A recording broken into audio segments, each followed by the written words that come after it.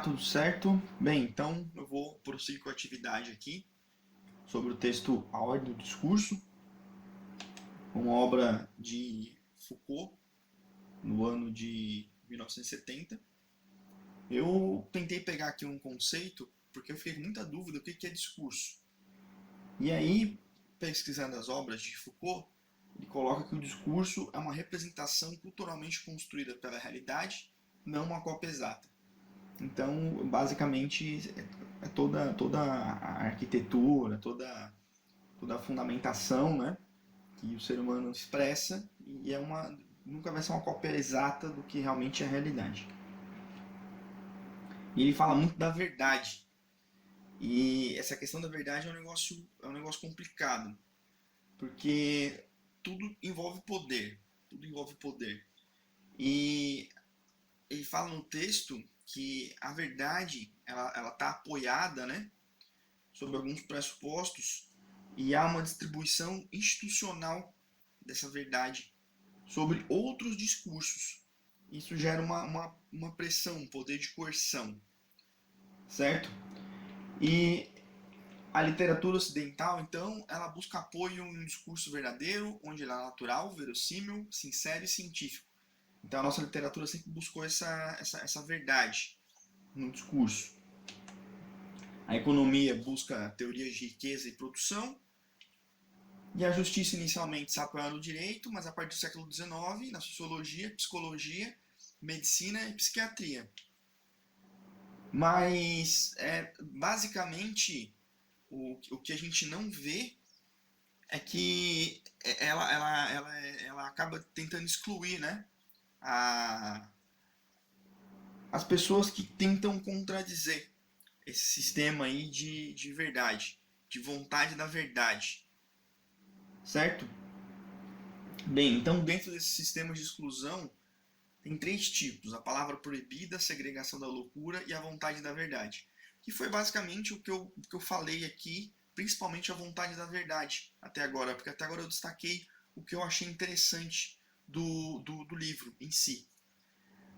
De qualquer maneira, existe ainda a palavra proibida e a segregação da loucura, que são obras anteriores de Foucault, ele também fala no texto. Então, a sociedade, o que ela vê? Ela vê riqueza, felicidade, forma doce e insidiosamente universal. Mas o que a gente não vê? É destinada a excluir todos aqueles que procuraram contornar, colocando ela contra ela mesma, digamos assim, combater, colocar ela à prova, certo?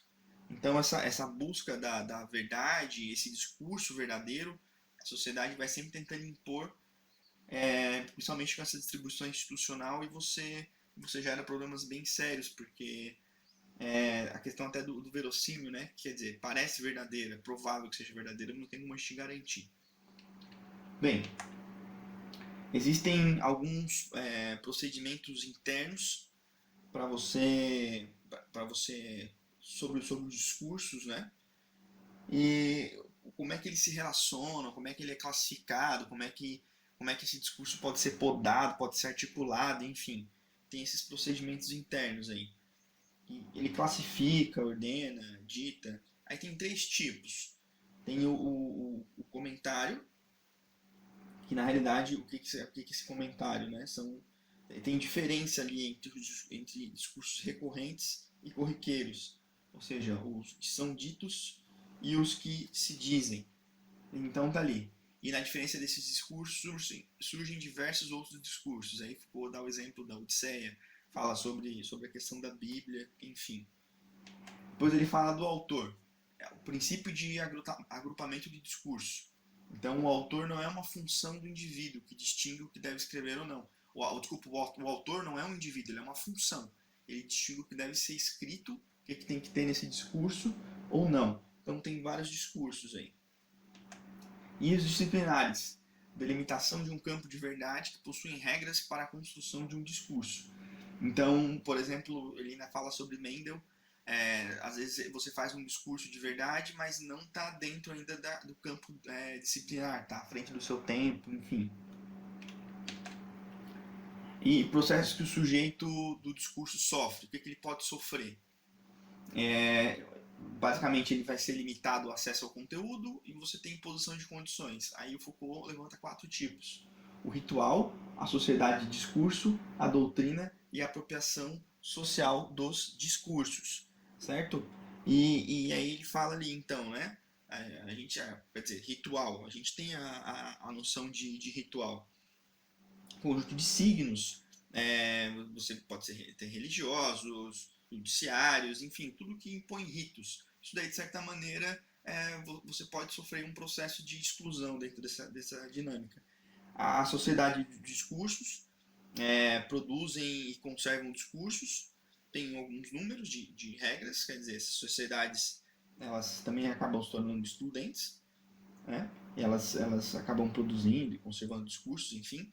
A doutrina ela vai tender a difundir, mas ao mesmo tempo que ela liga, ela afasta. E para você participar dela tem que ter uma regra de conformidade. Então esse discurso pode passar por isso daí. E a apropriação social dos discursos, que é como é que ele fala em relação à escola. Você vai ter o sistema educacional, e aí como é que esses conteúdos são distribuídos, né? Você vai ter, no fundo, você vai ter oposição, você vai ter luta social, você vai ter uma série de coisas para saber que discursos vão estar dentro da questão aí escolar.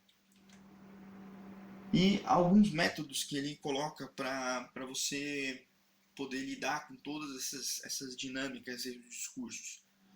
Ele fala um pouquinho sobre a inversão, é, quer dizer, você tem o papel de recortar, você tem que limitar o discurso, você tem que tentar reconhecer o discurso, o autor, a disciplina, a vontade da verdade.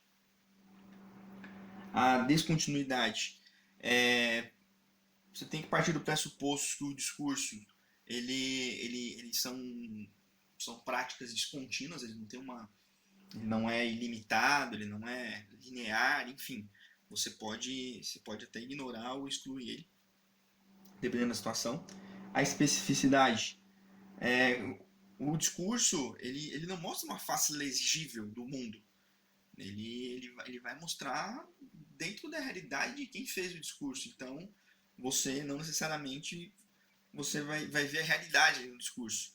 Então, ele fala para pensar no discurso como uma violência. E a exterioridade.